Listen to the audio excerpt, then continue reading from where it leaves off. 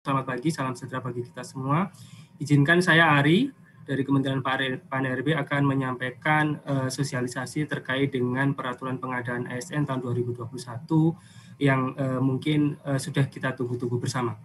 Jadi baik Bapak Ibu sekalian, kami singkatkan saja terkait dengan apa materi yang akan kami sampaikan.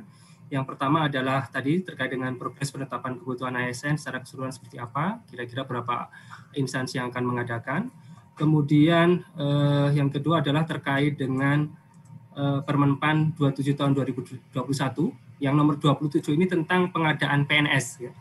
Dan kemudian nanti ada turunannya 980 2021 tentang persyaratan STR untuk melamar pada jabatan fungsional kesehatan dalam pengadaan PNS tahun anggaran 2021. Jadi kami harapkan di Permen-PAN 27 ini akan berlaku multi-year. Oleh karena itu persyaratan-persyaratan yang sifatnya khusus kita turunkan di dalam keputusan Menteri dan itu akan kita ganti setiap tahunnya. Demikian pula terkait dengan keputusan Men-PAN-RB tentang nilai ambang batas. Ini juga akan kita sampaikan tapi menyusul kemudian nanti sebelum pelaksanaan SKD. Dan yang ketiga adalah Permen-PAN sebetulnya ada 27, 28 dan 29. Tapi kami sampaikan dulu yang Permen-PAN nomor 29 tentang pengadaan P3K untuk jabatan fungsional yang secara umum. Juga di situ ada peraturan keputusan Menteri PAN-RB 981 tahun 2021 tentang persyaratan, sertifikasi, dan seleksi kompetensi tambahan untuk melamar pada jabatan fungsional dalam pengadaan P3K tahun anggaran 2021. Kemen PAN-RB tentang nilai ambang batas untuk P3K akan kami sampaikan kemudian. Dan yang ketiga, itu Permen PAN-RB nomor 28 tahun 2021 tentang pengadaan P3K untuk CF guru di instansi daerah. Ini terkait dengan nilai ambang batasnya juga akan kami menyusul. Kami susun seperti ini karena untuk 27 dan 29 bisa diikuti instansi pusat dan instansi daerah, sedangkan untuk nomor 3 itu hanya khusus untuk instansi daerah saja. Dan khusus untuk nomor 3 sifatnya adalah berlaku hanya tahun ini, jadi di tahun 2021 saja. Sedangkan 27 dan 29 kita harapkan bisa multi-year, seperti itu. Baik. Kita mulai saja dengan progres penetapan kebutuhan yang sampai saat ini sudah baik. Sebelumnya ini ada sedikit statistik terkait dengan unduh dokumen, perlu kami sampaikan bahwa kita lihat setelah kita undangkan 7 Juni dan kemudian kita upload di JDH-PAN, itu kurang lebih hampir 60 ribuan ya. Hampir 60 ribuan sudah di-download dokumen-dokumen ini, dan ini juga menjadi indikator bagi kami bahwa sebetulnya kalau kita lihat banyak interest di masyarakat itu terkait dengan yang pengadaan PNS. Itu yang peraturan Men-PAN 27 2021, kemudian peraturan Men-PAN selanjutnya adalah di guru ini juga mungkin karena formasinya cukup besar, juga menempati yang kedua, dan yang selanjutnya adalah di peraturan Men-PAN terkait dengan P3K untuk jabatan fungsional. Ini adalah Bapak Ibu sekalian terkait dengan progres penetapan kebutuhan ASN 2021, di mana pada pemerintah pusat itu kita akan selenggarakan di 56 kementerian lembaga, tapi untuk LIPI, Batan, dan Lapan nanti akan kita satukan menjadi BRIN 1, jadi mungkin akan berkurang menjadi 54 kementerian lembaga, dan ada 8 sekolah kedinasan dengan jumlah formasi tadi untuk KL adalah 66.000, sedangkan sekolah kedinasan ada 8.555. Kemudian untuk pemerintah daerah dari jumlah kebutuhan sebesar 1,1 juta yang sudah kita tetapkan sejumlah 632.997, itu terdiri dari 34 Pemprov dan 495 Pemkab dan Pemkot. Kemudian secara rinciannya ada guru P3K sejumlah 531.076, kemudian P3K non guru itu sejumlah 20.960, dan CPNS itu sejumlah 80.961. Sehingga total per hari ini jumlah penetapan yang sudah dilaksanakan per cut-off 13 Juni adalah 707.622. Baik, ini ada kira-kira sebaran yang instansi daerah yang akan melaksanakan. Jadi untuk seluruh provinsi akan mengadakan pengadaan ASN 2021 ini di 34 provinsi. Kemudian untuk kabupaten kota ini yang berwarna hitam ini tidak melaksanakan pengadaan. Hanya ada 13 dari 508 instansi pemerintah kabupaten yang tidak akan melaksanakan atau menunda pengadaan ASN 2021. Selanjutnya, Bapak Ibu sekalian, kita masuk ke materi yang pertama terkait dengan Permenpan terkait pengadaan PNS. Jadi pengadaan PNS adalah Permenpan di 27 tahun 2021. Secara umum ini barangkali Bapak Ibu yang sudah mengikuti sosialisasi atau rapat koordinasi ketika bulan lalu kita laksanakan, secara umum tidak terlalu banyak perubahan, hanya beberapa hal yang perlu kami ingatkan kembali sebelum Bapak Ibu di Kementerian Lembaga maupun daerah menyusun kembali atau memeriksa kembali kesesuaian dengan pengumuman yang akan dilakukan oleh masing-masing instansi tersebut agar disesuaikan dengan Permenpan maupun Kemenpan yang ada. Yang pertama, bahwa secara ketentuan umum ini setiap warga negara, ini usianya 18 sampai 35 tahun, ada beberapa yang bisa dilamar sampai 40 tahun, dokter dan dokter gigi dengan kualifikasi pendidikan dokter spesialis dan dokter gigi spesialis. Kemudian dokter pendidik klinis, dosen peneliti dan berkayasa dengan kualifikasi pendidikan strategi atau doktor. Kemudian tidak pernah dipidana dengan pidana penjara 2 tahun atau lebih. Tidak pernah diberhentikan dengan hormat tidak atas permintaan sendiri atau dengan hormat sebagai PNS, prajurit TNI ataupun Polri, tidak dengan hormat sebagai pegawai swasta. Kemudian juga pelamar tidak berkedudukan sebagai CPNS, PNS, prajurit TNI atau anggota Kepolisian Negara RI. Kemudian pelamar tidak menjadi anggota pengurus parpol atau terlibat politik praktis. Pelamar memiliki kualifikasi pendidikan sesuai dengan persyaratan jabatan. Pelamar sehat jasmani dan rohani sesuai dengan persyaratan jabatan, pelamar bersedia ditempatkan di seluruh wilayah NKRI, dan beberapa hal yang kemudian perlu menjadi perhatian bahwa Bapak Ibu sekalian sebagai panitia seleksi instansi perlu membuat surat pernyataan atau surat keterangan bagi peserta agar memenuhi ketentuan-ketentuan di atas, dan apabila kemudian di kemudian hari terdapat kesalahan atau yang disengaja dan seterusnya, maka kemudian yang bersangkutan bisa tidak lolos verifikasi administrasi ataupun digugurkan. Kemudian ketentuan umum secara lainnya Bapak Ibu sekalian bahwa di tahun ini karena ada PNS, kemudian ada P3K yang jabatan fungsional dan ada juga P3K jabatan fungsional guru, maka jumlah potensi pesertanya cukup besar dan kita akan berlakukan bahwa calon pelamar hanya dapat mendaftar pada satu instansi, satu jenis kebutuhan maksudnya formasi, dan satu jabatan pada tahun anggaran yang sama.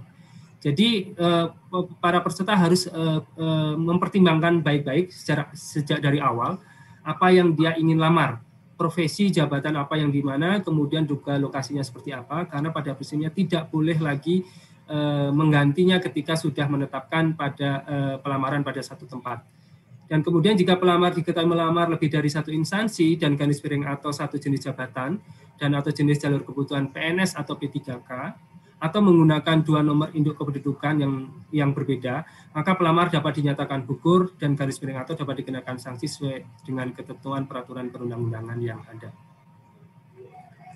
Baik, selanjutnya ada beberapa hal yang menjadi persyaratan khusus untuk pelamar dari tenaga kesehatan, itu terkait dengan STR, surat tanda registrasi, itu juga tadi di keputusan Menteri Pan-RB akan kami lampirkan secara khusus. Kemudian juga STR harus masih berlaku pada saat pelamaran, yang dibuktikan dengan tanggal masa berlaku yang tertulis pada surat tanda registrasi, kemudian juga harus diunggah pada SSC-ASN di BKN, kemudian juga pemerintah wajib melakukan instansi penyelenggara, panitia instansi wajib melakukan validasi terhadap kesesuaian STR tersebut. Dan ini tadi daftar jenis jabatan akan kami sampaikan nanti di bagian terakhir. Kemudian terkait dengan ketentuan akreditasi juga masih sama Bapak Ibu sekalian dengan tahun lalu, bahwa akreditasi program studi dilaksanakan sesuai dengan ketentuan pada peraturan Mendikbud, dan itu nanti akan kami sampaikan juga salinan terakhir dari peraturan Mendikbud tersebut.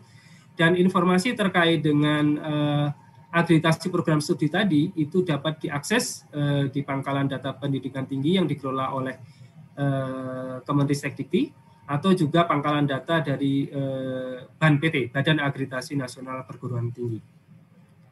Selanjutnya terkait dengan kebutuhan dan persyaratan khusus, itu seperti kami sampaikan juga pada tahun-tahun sebelumnya bahwa instansi pusat wajib mengalokasikan paling sedikit 10% untuk kebutuhan khusus yang di kumlot atau lulusan terbaik dari total alokasi kebutuhan PNS. Jadi hanya total alokasi kebutuhan PNS, bukan PNS plus P3K, tapi hanya PNS-nya saja.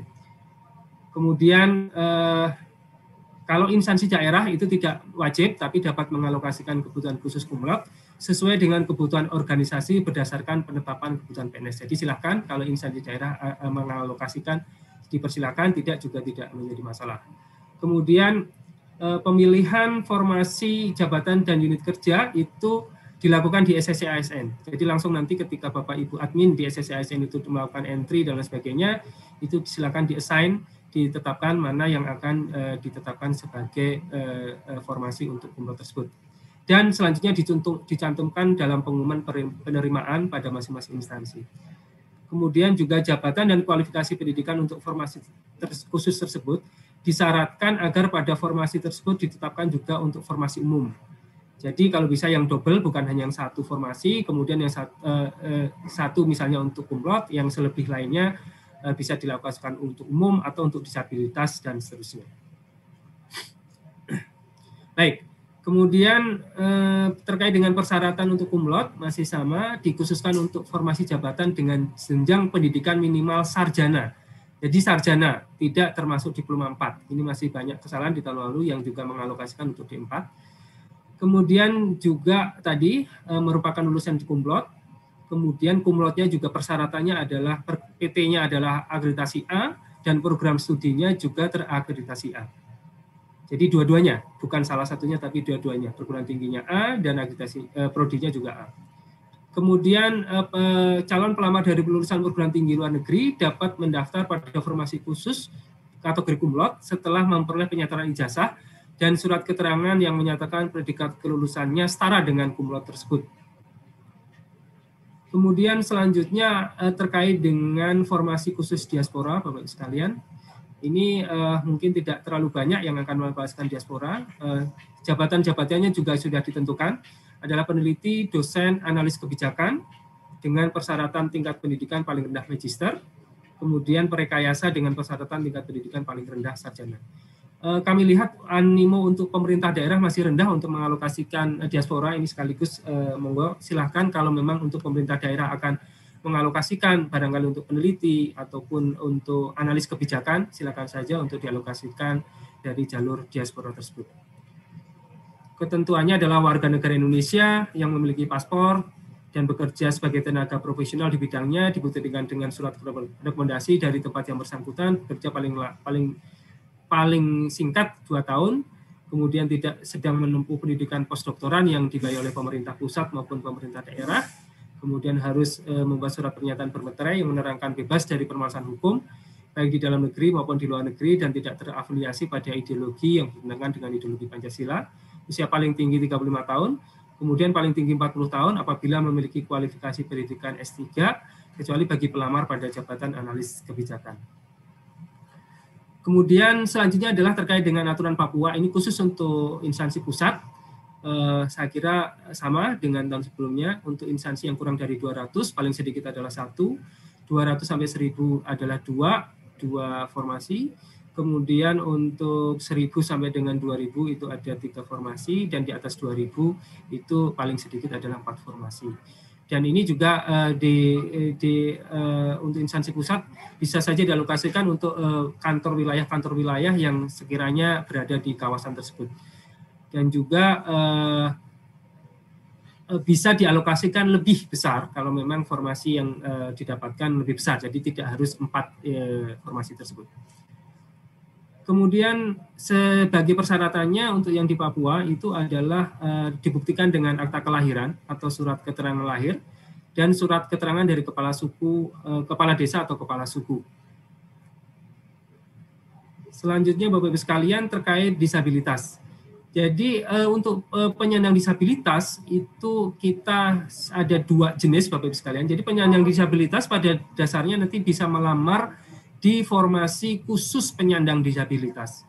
Namun demikian juga tidak menutup kemungkinan penyandang disabilitas dapat melamar di di formasi umum atau formasi khusus lain?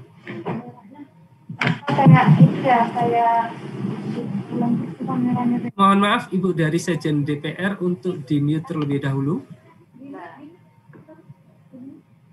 Oke.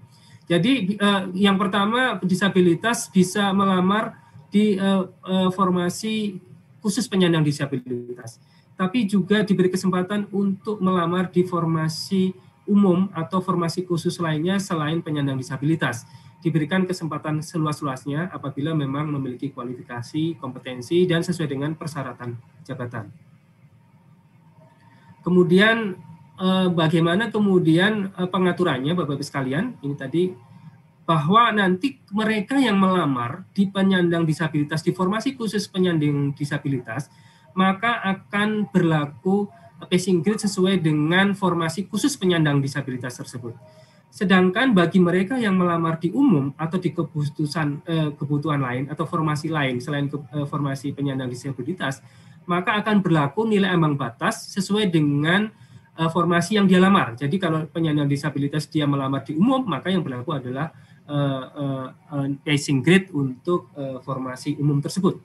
Begitu juga kalau misal dia melamar di kumlot, akan berlaku ketentuan-ketentuan yang di kumlot tersebut. Baik, selanjutnya Bapak-Ibu sekalian, untuk penyandang disabilitas untuk ada persyaratan yang kemudian pertambahan, ya ini terkait wajib melampirkan surat keterangan dari dokter, rumah sakit pemerintah, atau puskesmas yang menerangkan jenis dan derajat kedisabilitasannya.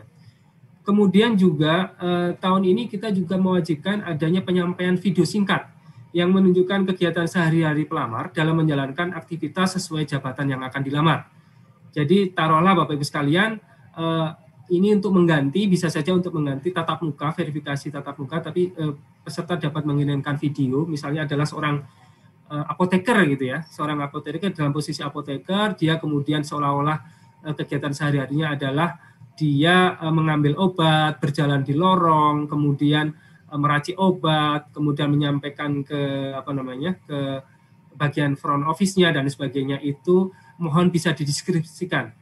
Memang di sini kami tidak mewajibkan berapa menit, berapa ini, silakan saja diatur di masing-masing instansi. Yang jelas harus menunjukkan kegiatan sehari-hari tersebut secara komprehensif, artinya juga seluruh anggota tubuh diperlihatkan, maksud saya dari kepala sampai kaki juga diperlihatkan, kemudian juga pada waktu melakukan aktivitas tersebut tergambar pada video tersebut. Kemudian nanti panitia seleksi instansi wajib memastikan kesesuaian antara formasi dengan jenis derajat kedisabilitasannya melalui pemeriksaan dokumen dan persyaratan khusus lainnya. Kemudian juga apabila terjadi keraguan-raguan atau perlu second opinion dan seterusnya, instansi dapat melakukan konsultasi dengan dokter spesialis kedokteran okupasi, dan garis miring atau tim penguji kesehatan. Ini biasanya sudah ada di masing-masing provinsi atau di masing-masing kabupaten kota terkait dengan tim penguji kesehatan. Kemudian satu lagi bahwa instansi pusat dan instansi daerah dalam pengadaan PNS kebutuhan khusus penyandang disabilitas tidak diperbolehkan mencantumkan syarat yang terkait dengan keterbatasan fisik atau di luar kompetensi jabatan. Ini yang kami harapkan untuk kita beri kesempatan seluas-luasnya bagi para penyandang disabilitas. Dan memang Bapak Ibu sekalian, kami memberikan guideline kira-kira jenis jabatan apa saja yang bisa diisi penyandang disabilitas. Itu sebelah kiri adalah yang dapat diisi, sedangkan yang sebelah kanan ada yang tidak dapat diisi.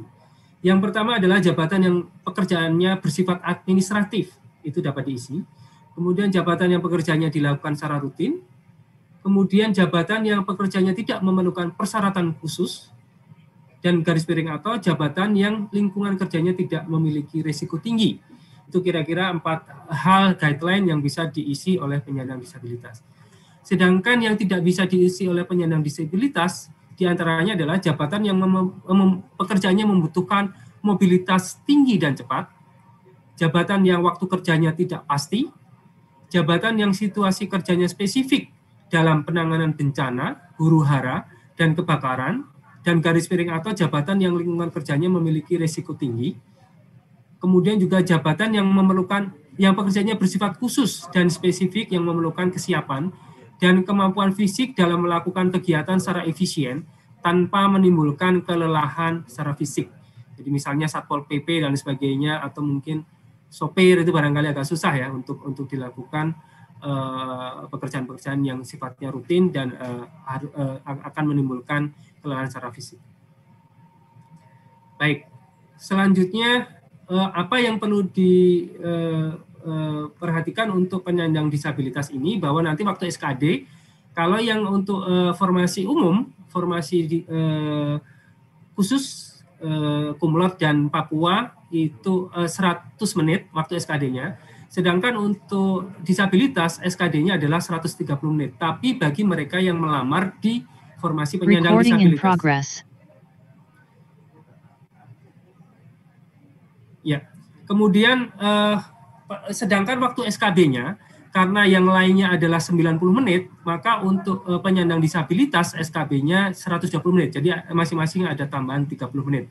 Kemudian nanti panitia penyelenggara, instansi, dan garis miring atau BKN akan menyediakan aksesibilitas di lingkungan tempat pelaksanaan seleksi sesuai dengan kebutuhan penyandang disabilitas, dan juga akan menyediakan pendamping atau apabila dibutuhkan aplikasi pendukung untuk penyandang disabilitas sensorik netra. Baik, kemudian terkait dengan beberapa hal tahapan pengadaannya sendiri, ini ada perencanaan, pengumuman lowongan, pelamaran, seleksi, pengumuman hasil akhir, pengangkatan calon PNS, dan pengangkatan PNS. Yang terkait perencanaan, saya pikir sudah jelas, di situ ada jadwal pengadaan, kemudian instansi perlu menyediakan helpdesk, call center, media sosial resmi, kemudian ada prasarana dan prasarana pengadaan PNS, peraturan, pedoman, petunjuk teknis, dan sebagainya. Kemudian tadi penentuan formasi-formasi khusus, mana yang mau di-assign untuk disabilitas, mana yang di-assign untuk kumlot, dan seterusnya. Kemudian penyusunan pedoman SKB tambahan kalau memang diperlukan adanya SKB tambahan. Kemudian terkait dengan seleksi, ada seleksi administrasi, kemudian nanti ada masa sanggah, kemudian masuk ke SKD, kemudian masuk ke SKB, pengumuman hasil akhir, dan kemudian ada masa sanggah yang kedua, dan selanjutnya adalah pengangkatan calon PNS. Terkait dengan SKD, Bapak Ibu sekalian, itu SKD akan menggunakan, SKD CPNS akan menggunakan sistem CAT BKN, kemudian akan meliputi tes wawasan kebangsaan, dan tes intelijensia umum, dan tes karakteristik pribadi. Sedangkan pelaksanaan SKD ini pada dasarnya 100 menit, tapi tadi untuk disabilitas netra ada menjadi 130 menit. Kemudian peserta dinyatakan oleh SKD dan berhak mengikuti SKB apabila memenuhi nilai ambang batas dan berada pada peringkat tertinggi dari 3 kali jumlah kebutuhan jabatan. Jadi yang diambil adalah 3 kali jumlah formasinya. Kemudian terkait dengan materi SKD, ini ada TWK, isinya adalah seperti ini. Kemudian TIU juga isinya adalah seperti ini. TKP isinya adalah seperti ini. Hanya ada satu tambahan yang di TKP yang membedakan dengan tahun lalu, yakni ada kita perkuat dari unsur anti radikalismenya. Jadi di tahun ini ada materi-materi yang penguatan terkait dengan anti radikalisme. Kemudian ketentuan terkait dengan SKB CPNS, ini tadi juga kami sudah sampaikan bahwa pada dasarnya SKB menggunakan sistem CAT BKN, dan kemudian durasi waktunya adalah 90 menit. Kemudian kalau diperlukan SKB tambahan, panitia seleksi harus membuat pedoman yang pelaksanaannya disampaikan kepada Menteri Pan-RB untuk mendapatkan persetujuan terlebih dahulu. Kemudian beberapa hal terkait dengan SKB tambahan sesuai dengan Permenpan yang ada, bahwa seandainya SKB tambahan tersebut dilakukan, maka SKB dengan CAT merupakan nilai utama dengan bobot paling rendah adalah 50% dari nilai SKB secara keseluruhan. Kemudian tes wawancara pada SKB selain dengan sistem chat diberi bobot paling tinggi 30%, jadi tidak boleh lebih dari 30%. Dan kemudian ketentuan bahwa apabila terdapat tes berupa uji penambahan nilai dari sertifikat kompetensi, maka diberikan bobot paling tinggi 20% dari nilai SKB secara keseluruhan. Sedangkan pada instansi daerah bisa menambahkan SKB tambahan, tapi bukan dalam bentuk wawancara. Kemudian apabila menambahkan dengan SKB tambahan, maka bobotnya tidak boleh lebih dari 40%. Selanjutnya beberapa jenis bentuk SKB tambahan tersebut adalah psikotes, tes potensi akademik, tes kemampuan bahasa asing, tes kesehatan jiwa, tes kesegaran jasmani, atau tes kesamaptaan, tes praktek kerja, uji penambahan nilai dari sertifikat kompetensi, wawancara, dan garis miring atau tes lain sesuai dengan persyaratan jabatan. Selanjutnya terkait dengan pengolahan nilai akhir, Bapak-Ibu sekalian, bahwa secara ketentuan masih berlaku kelulusan ditentukan oleh 40% dari nilai SKD, ditambahkan dengan 60% dari nilai SKB. Kemudian jika pada kesempatan terakhir setelah integrasi tersebut masih terdapat nilai yang sama, maka penentuan kelulusan akhir dilakukan secara berurutan didasarkan pada pertama adalah nilai kumulatif SKD-nya yang tertinggi. Jadi nilai total SKD-nya tertinggi dulu yang akan kita utamakan kalau terjadi kesamaan nilai. Kemudian apabila masih sama juga, maka akan ditentukan secara berurutan dari nilai TKP, tes karakteristik pribadi, kemudian TIU, dan selanjutnya ke TWK terakhirnya. Jika masih sama juga, maka nilai ditentukan berdasarkan nilai IPK yang tertinggi bagi lulusan diploma, sarjana, dan magister, sedangkan untuk lulusan SMA atau sederajat berdasarkan nilai rata-rata yang tertinggi yang tertulis di ijazah. Dan apabila di C, proses C masih sama lagi, maka yang digunakan sebagai penentuan adalah usia pelamar yang tertinggi yang digunakan. Kemudian mekanisme pengisian kebutuhan jabatan yang belum terisi, saya kira tidak ada perubahan dengan sistem yang tahun lalu. Jadi nanti kalau ada kebutuhan umum yang belum terpenuhi, maka bisa diisi dari pemenuhan khusus sepanjang jabatan, kualifikasi, pendidikan, dan unit kerja penempatannya sama, serta memenuhi PG SKD, passing grade SKD, jenis formasi umum, dan berperingkat terbaik. Begitu juga kalau khusus ada yang kosong, maka bisa diisi dari umum maupun dari formasi khusus lainnya. Kemudian jika masih ada yang kosong lagi, maka khusus untuk instansi daerah, maka bisa diisikan dari unit kerja penempatan yang berbeda. Jadi kalau misalnya dokter di puskesmas A itu kosong, ternyata di puskesmas B masih terdapat kekosongan, di A dan B terisi, tapi masih ada yang kalah, kemudian di C terjadi kekosongan, maka dalam satu kabupaten kota, di puskesmas yang kosong tersebut masih bisa diambilkan dokter dari puskesmas A dan B. Kemudian bagi instansi pusat itu juga bisa melakukan pengelompokan, jadi pengelompokan untuk unit penempatan lokasi kebutuhan yang sama, maka nanti pengisian kebutuhan jabatan yang belum terpenuhi hanya diberlakukan pada kebutuhan jabatan yang telah dikelompokkan tersebut. Jadi ini khusus untuk pusat, bisa dilakukan pengelompokan, baik nanti di level eselon yang lebih tingginya, eselon 2 atau eselon 1, atau bisa berdasarkan zona geografis tertentu, zona wilayah tertentu. Baik, saya kira ini mekanisme pengisian kekosongan yang tidak terisi. Jadi pertama dilakukan umum, kumlot, disabilitas. Di sini misalnya sebagai contoh disabilitas yang ada yang kosong, maka kemudian nanti dari peserta umum yang sudah kalah, kumlot yang sudah kalah tapi memenuhi nilai ambang batas SKD formasi umum itu nanti dapat mengisi dan seterusnya. Ini tadi gambarannya seperti ini. Kemudian ini sebaliknya ya, kalau formasi umum yang kosong juga masih bisa diisi sebaliknya.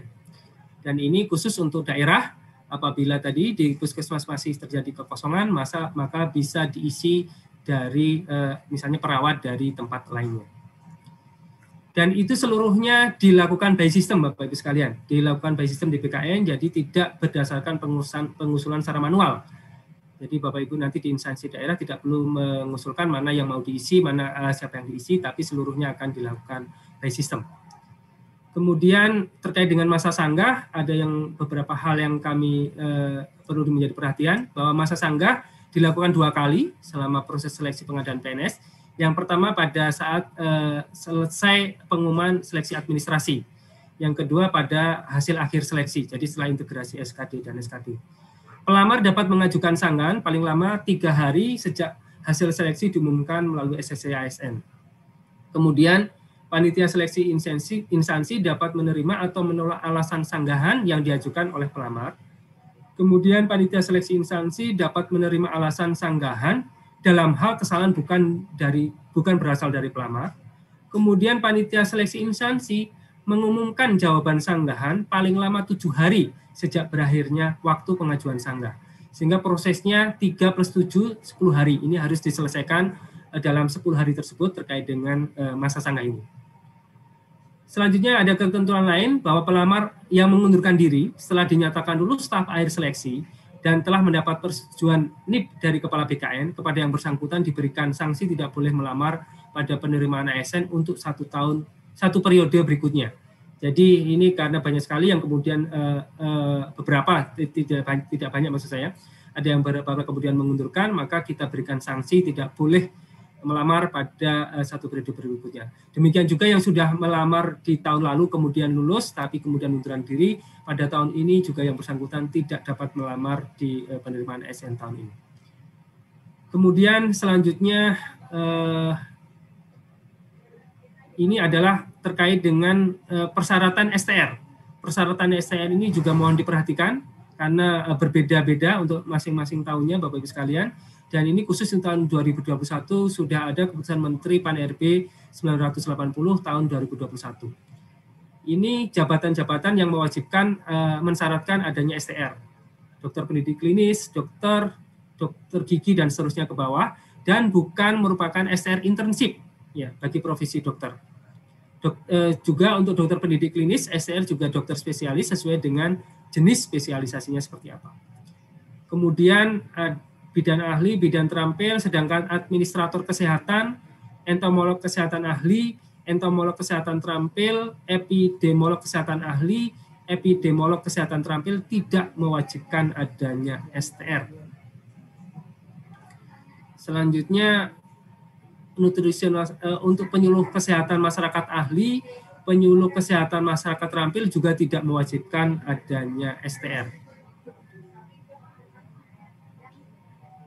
Selanjutnya sanitarian ahli, pembimbing kesehatan kerja juga tidak mewajibkan adanya STR.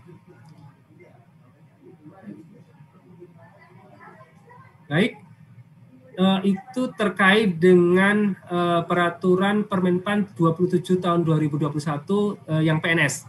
Sekarang kita menuju ke yang kedua Bapak Ibu sekalian, terkait dengan Permenpan RB nomor 29 tahun 2021 tentang pengadaan P3K untuk jabatan fungsional. Jadi ini untuk seluruh jabatan fungsional, kecuali untuk jabatan fungsional guru di instansi daerah. Itu nanti ada di bagian akhir di Permenpan 28 tahun 2021. Baik, kita mulai saja untuk ketentuan umum di P3K, Bapak Ibu sekalian.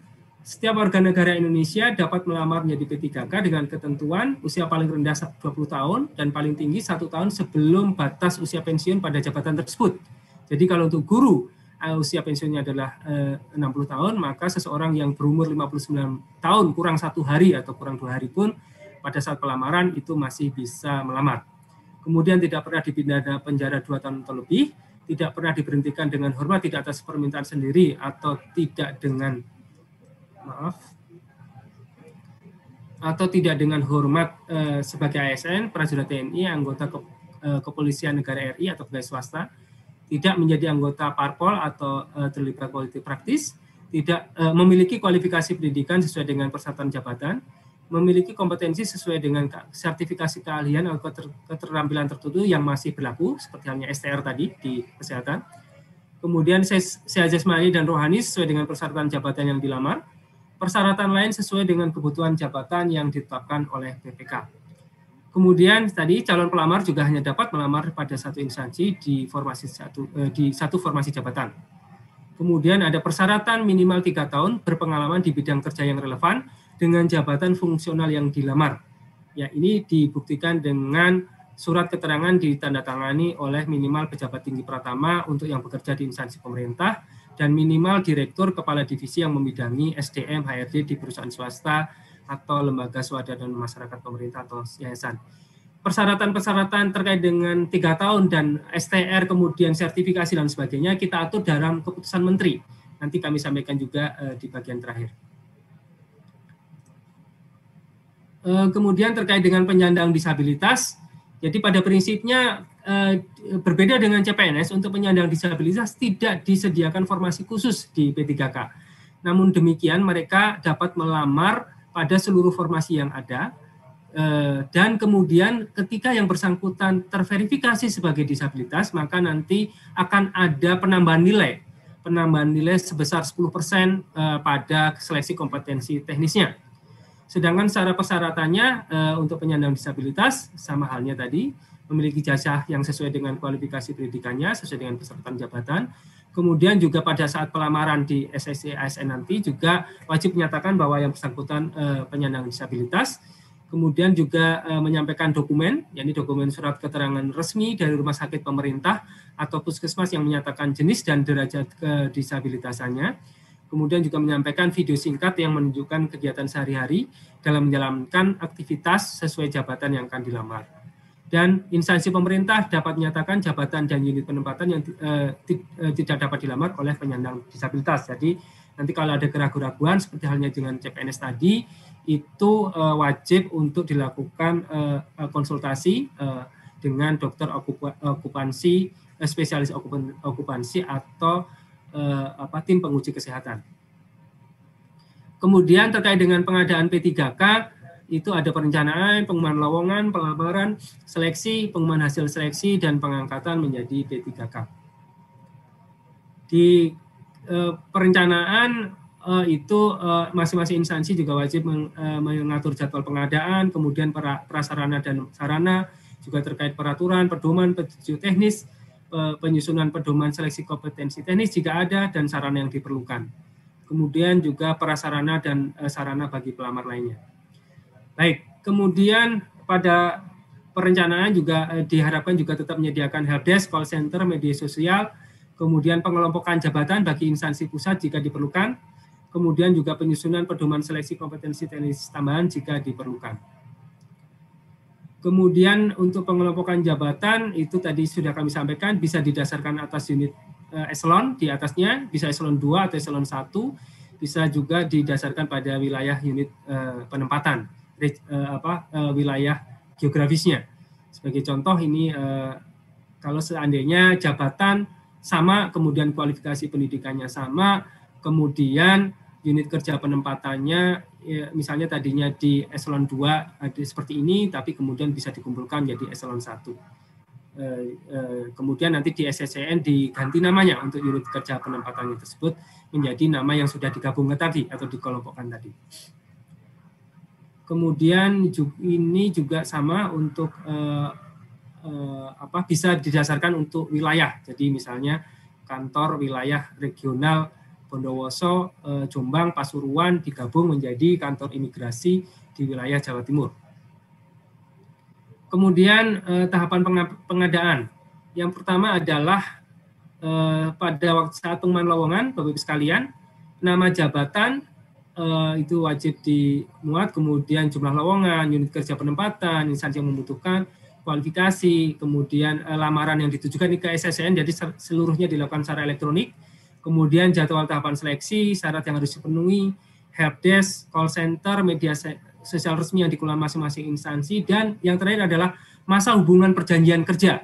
Jadi untuk P3K perlu juga dicantumkan masa hubungan perjanjian kerjanya sesuai dengan Permenpan 70, apakah 1 tahun, paling minimal 1 tahun, atau paling maksimal 5 tahun, dan selanjutnya dapat dilakukan perpanjangan. Jadi pada waktu pengumuman pelowongan mohon untuk dilakukan pemberitaan juga berapa masa hubungan perjanjian kerja yang akan diaplikasikan untuk P3K di tempat Bapak Ibu sekalian. Baik, kemudian pelamaran dilakukan secara daring dan kemudian pengunggahan dokumen pada prinsipnya secara elektronik. Jadi kami berharap walaupun ada proses-proses yang dikirimkan dokumen secara fisik, tapi seluruhnya tetap menggunakan secara elektronik. Yang fisik tadi dapat digunakan sebagai backupnya saja, karena nanti proses-proses dokumen tersebut akan dipergunakan selanjutnya seandainya yang bersangkutan lulus, kemudian pemberkasan dan sebagainya tetap akan dipergunakan.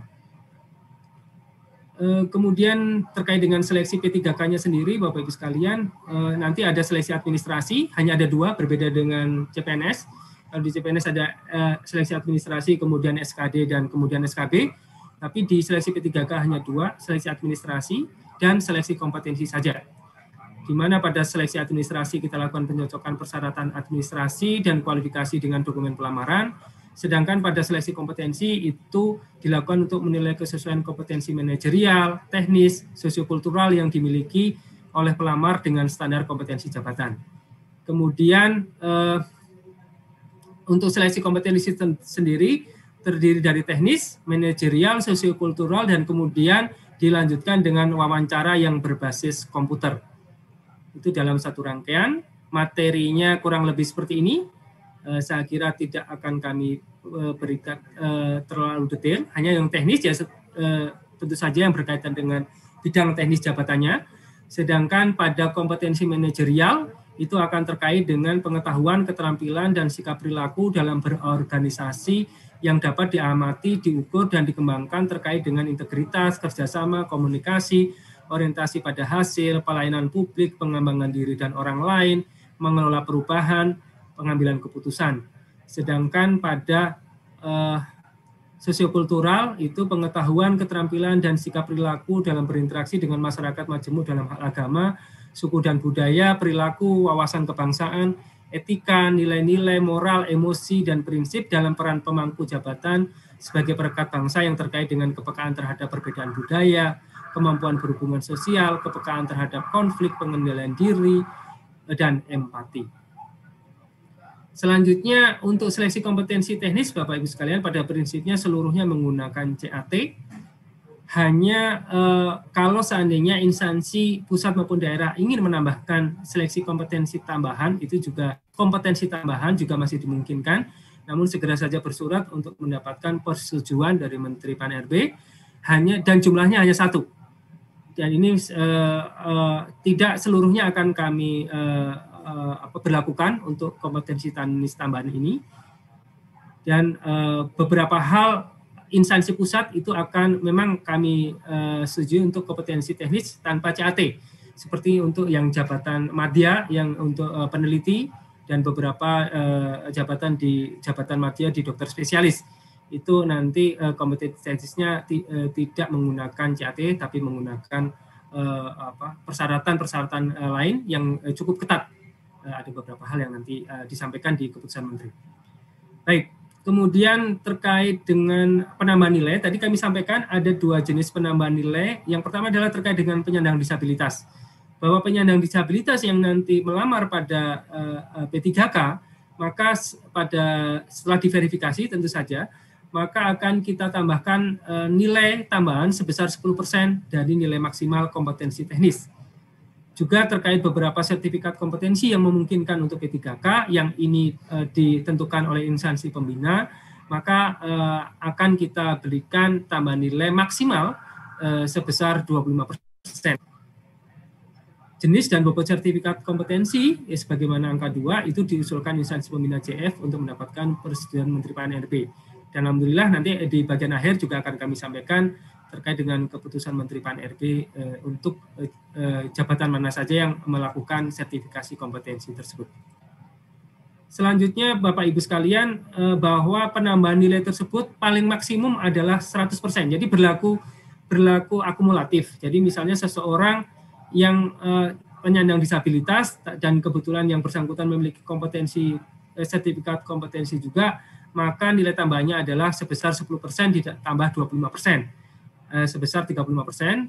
Kemudian misalnya yang bersangkutan mendapatkan nilai 80% dari nilai maksimum, maka yang akan didapatkan yang bersangkutan bukannya 80 ditambah 25 ditambah 10 atau 115, tapi maksimum adalah 100%. Gitu. Jadi maksimumnya tetap 100%. Itu yang kita sebut dengan bahwa nilai tambahan secara kumulatif tidak dapat melebihi 100% dari total nilai seleksi kompetensi teknisnya. Baik, selanjutnya seleksi wawancara, Bapak Ibu sekalian, bahwa sesuai dengan PP yang ada, seleksi wawancara dilakukan dengan mempertimbangkan integritas dan moralitas itu akan dilaksanakan dengan metode CAT. Jadi nanti begitu selesai yang seleksi kompetensi teknis, langsung 10 menit kemudian dilakukan dengan wawancara yang berbasis CAT. Kemudian selain itu Bapak Ibu sekalian, masa sanggah juga kita berlakukan untuk P3K sebanyak 2 kali. yakni setelah pengumuman hasil seleksi administrasi, ini sama 3 hari, kemudian nanti harus menjawab 7 hari, instansinya ini masih kurang, ada beberapa yang belum tertulis. Kemudian juga pada nanti selesai hasil akhir seleksi, juga nanti diajukan sanggahan 3 hari oleh pelamar, kemudian dijawab oleh instansi selama 7 hari. Kemudian pengisian formasi kosong pada prinsipnya mirip, tapi hanya tidak ada pengisian di formasi khusus ke formasi umum dan sebaliknya, ya, karena di P3K kita tidak membagikan formasi tersebut seperti itu. Kemudian instansi pusat juga dapat diberlakukan pengisian hanya terbatas pada yang telah dikelompokkan tadi, yang unit, yang jabatan dan unit penempatannya, jabatan dan kualifikasi pendidikannya sama. Kemudian pada waktu pengumuman hasil akhir itu juga sama, kita berlakukan punishment apabila yang bersangkutan ternyata kemudian mengundurkan diri, sama halnya dengan CPNS. Kemudian pada periode berikutnya tidak bisa melamar, seperti itu. Pada prinsipnya kita akan melakukan seperti itu. Baik, selanjutnya adalah keputusan Menteri Pan-RB 981 tahun 2021 tentang persyaratan, sertifikasi, dan seleksi kompetensi teknis tambahan untuk melamar pada jabatan fungsional dalam pengadaan P3K tahun anggaran 2021. Jadi sekali lagi ini merupakan tambahan dari Permenpan tadi, yang ini hanya kita berlakukan di tahun 2021. Pada prinsipnya ada beberapa jabatan fungsional yang kemudian dari instansi pembinanya sudah mengusulkan beberapa persyaratan yang akan diberlakukan. Sedangkan persyaratan secara umumnya Bapak Ibu sekalian adalah bahwa setiap pelamar yang melamar pada jabatan fungsional dalam pengadaan P3K wajib memiliki pengalaman paling singkat adalah 3 tahun. 3 tahun di bidang kerja yang relevan dengan jabatan fungsional yang dilamar untuk jenjang pemula, terampil, dan ahli pertama. Sekali lagi untuk jenjang pemula, terampil, dan ahli pertama itu paling singkat 3 tahun. Sedangkan untuk jenjang mahir, penyelia, ahli muda, dan ahli madya paling singkat adalah 5 tahun. Ya. Ini yang untuk B ini belum ada di instansi daerah, sebagian besar untuk yang B hanya ada di instansi pusat. Itu diberlakukan untuk ahli muda dan ahli madya paling singkat adalah 5 tahun. Kemudian persyaratan tersebut dibuktikan tadi ditandatangani oleh surat keterangan yang ditandatangani oleh pejabat tinggi pratama, ya.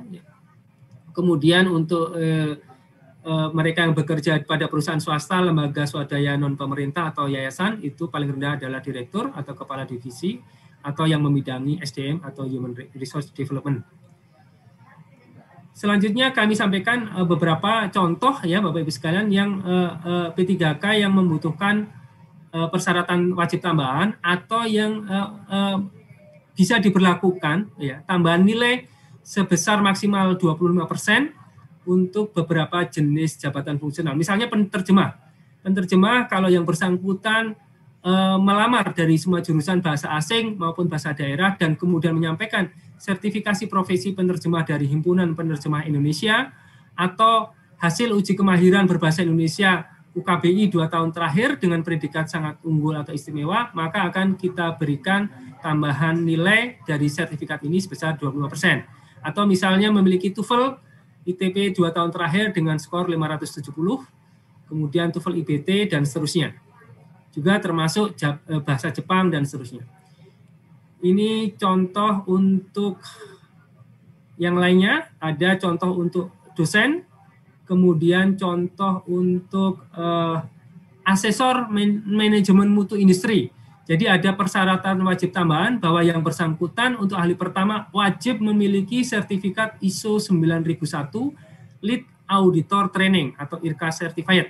Ini sesuai dengan yang dipersyaratkan oleh instansi pembina. Kemudian juga terkait dengan Widya Iswara.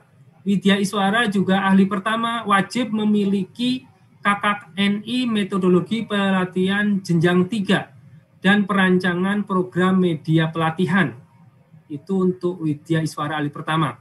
Sedangkan misalnya ada contoh untuk yang penambahan nilai, misalnya pembina jasa konstruksi ahli pertama, itu apabila yang yang bersangkutan memiliki sertifikasi keahlian konstruksi ahli muda bidang manajemen pelaksanaan yang dikeluarkan oleh asosiasi profesi yang terakreditasi Lembaga Pengembangan Jasa Konstruksi LPJK antara lain ahli manajemen konstruksi, ahli manajemen proyek, ahli K3 konstruksi, ahli sistem manajemen mutu, itu akan ditambahkan tambahan untuk sertifikasi kompetensi teknis maksimal sebesar 25%.